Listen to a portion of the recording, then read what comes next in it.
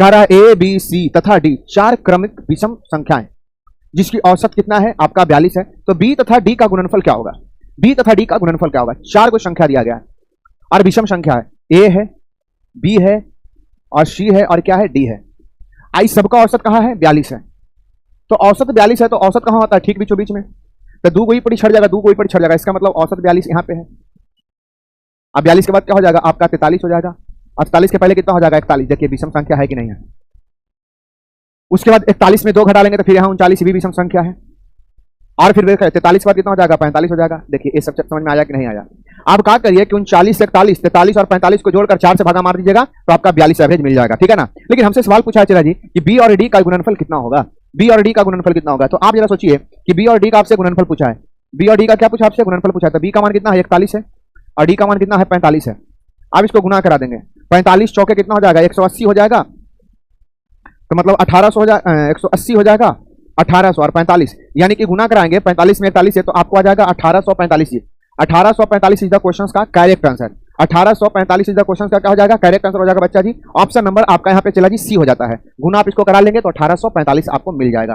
Clear है ना? तो आपका कौन सा ऑप्शन हो गया? तो ऑप्शन नंबर सी हो गया। यहाँ तक हमारे किसी बच्चों का कोई परेशानी और कोई प्रॉब्लम है तो आप हमें जरूर कमेंट के सहारे बता सकते हैं कि सर मुझे परेशानी या मुझे दिक्कत है। मैं समझता हूँ कि यहाँ तक हमारे किसी बच्चों का कोई परेशानी और कोई दिक्कत नहीं होगा। यहाँ तक तो आप सारे बच्चों को क्लियर समझ में आ गया होगा। समझ में आ रहा है कि नहीं आ रहा है? तो आप सारे विद्यार्थी क्या करेंगे? एक बार वीडियो को ज्यादा से ज्यादा बाबू शेयर भी कर देंगे, है ना। ज्यादा से ज्यादा एक बार वीडियो को क्या कर देंगे आप लोग? शेयर भी कर देंगे ताकि दूसरा विद्यार्थी को भी फायदा मिल सके। अब इसको बनाने का एक तरीका और मैं बताता हूँ जो बेसिक फंडा है।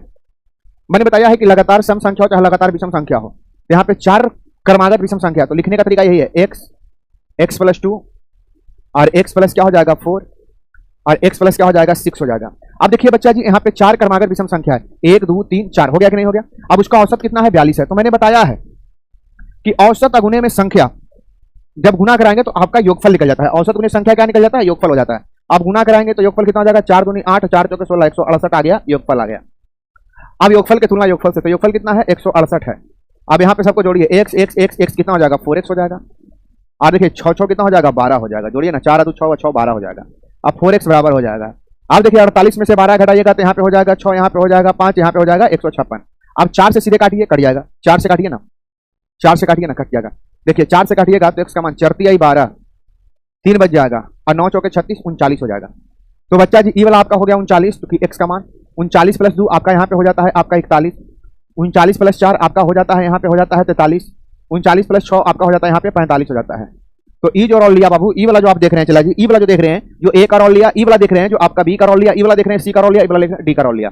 हमसे पूछा है किसका गुणनफल जी? तो बी और डी का गुणनफल है। देखिए बी का मान है 41 और डी का मान है आपका 45। 41 गुने 45 करेंगे तो आपको हो जाएगा 1845।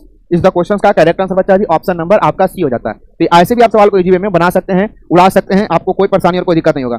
यहाँ तक हमारे किसी बच्चों का दिक्कत है तो जरूर बता सकते हैं।